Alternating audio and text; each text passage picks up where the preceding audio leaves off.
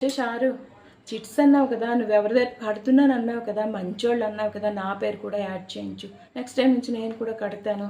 నువ్వు నమ్మకమైన వాళ్ళేనా? 15 ఏళ్ళుగా కడుతున్నావా?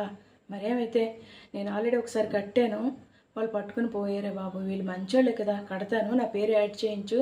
Okay bye. అయితే మరి వంట ఉండాలి.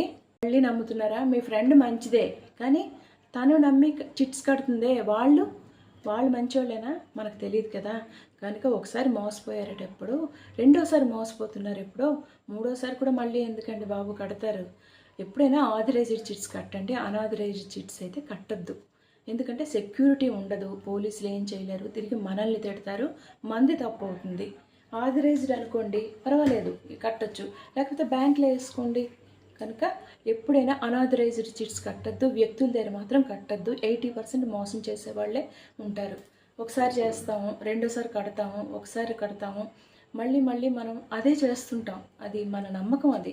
ఓకేనా?